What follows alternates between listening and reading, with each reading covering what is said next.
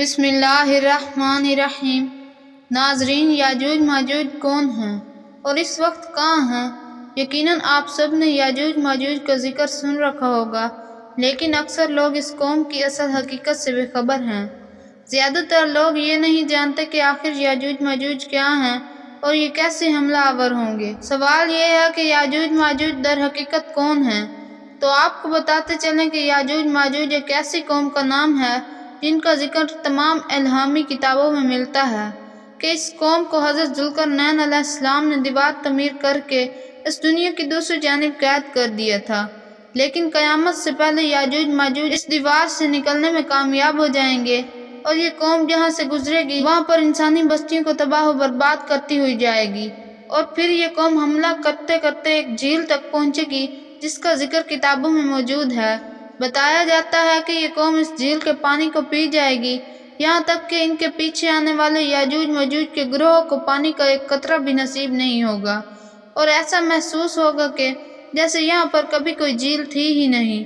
اس جھیل کا نام تبریہ ہے اور یہ بحر تبریہ کے پاس موجود ہے۔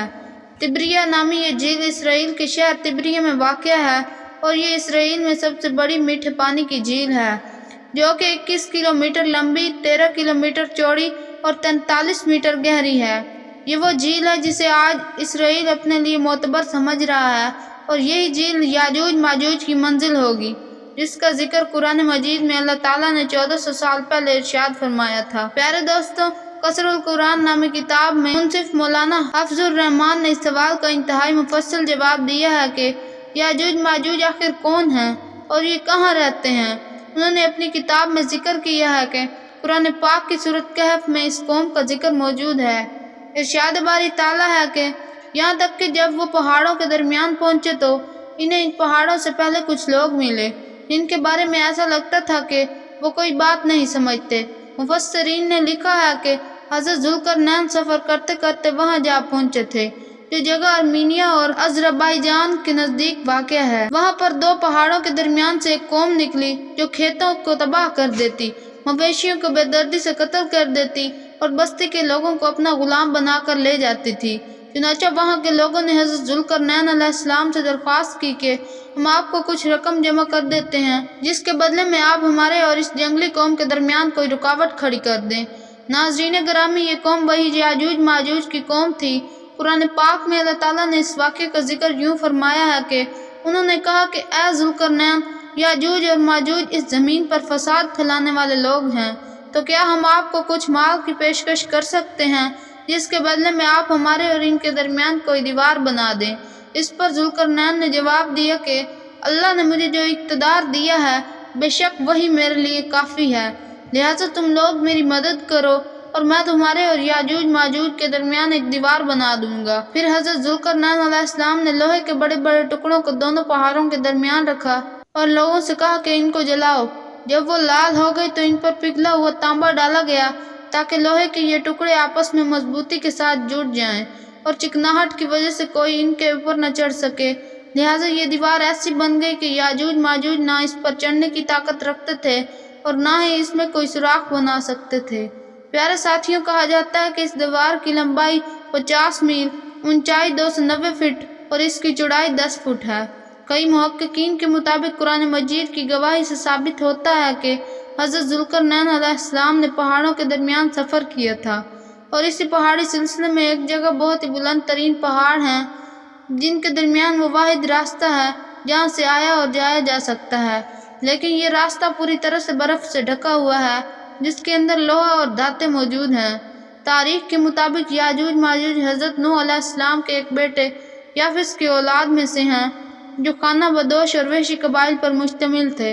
ان کی تعداد بہت تیزی سے بڑھی اور یہ حضرت ذوالقرنین علیہ السلام کے زمانے تک مختلف قبائل، قوموں اور آبادیوں میں پھیل چکے تھے۔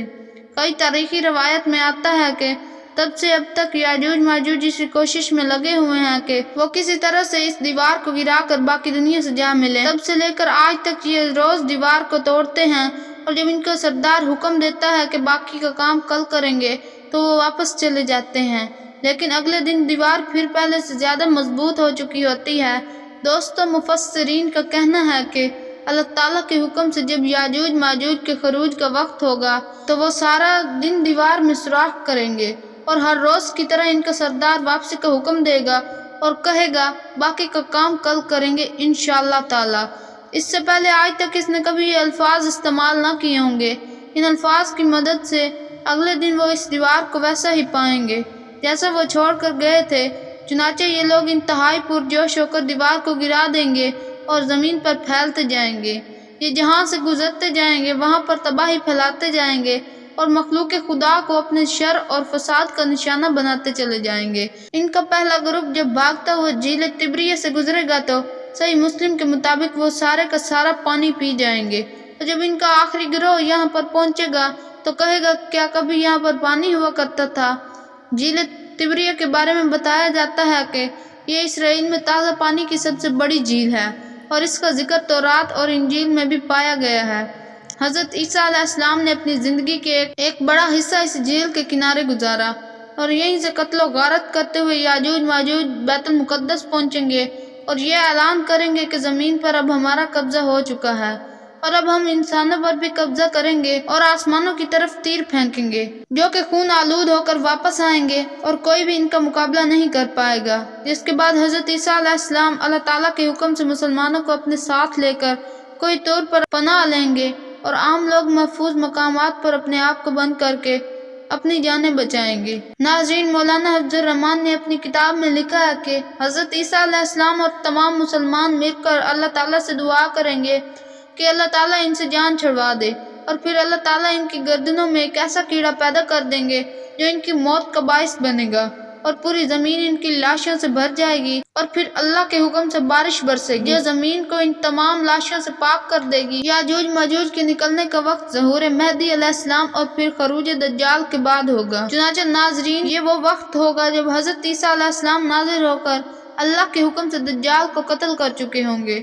یاجوج ماجوج کے نکلنے کی ایک علامت تبریہ جھیل کے پانی کا تیزی سے کم ہونا بھی بیان کیا جاتا ہے، جس کا ذکر حدیث پاک میں بھی ملتا ہے۔ یہی وہ وقت ہوگا جب قیامت قریب ہوگی۔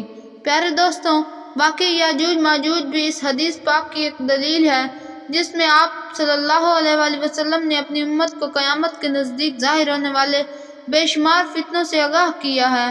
یقیناً یہ قوم بھی ان تمام فتنوں میں سے ایک خطرناک فتنہ ثابت ہوگی۔ اللہ تعالیٰ سے دعا ہے کہ وہ ہم سب کو قیامت کے نزدیک آنے والے تمام فتنوں سے محفوظ رکھے اور ہمیں اپنے ایمان پر ثابت قدم رہنے کی توفیق عطا فرمائے، آمین ثم آمین۔ تو ناظرین، یہ تھی آج کی ہماری ویڈیو۔ اگر آپ کو ویڈیو پسند آئے تو ویڈیو کو لائک کر دیں، چینل پر نئے ہیں تو چینل کو سبسکرائب کر دیں۔ ملتے ہیں کسی نیکسٹ ویڈیو میں، تب تک کے لیے اللہ حافظ۔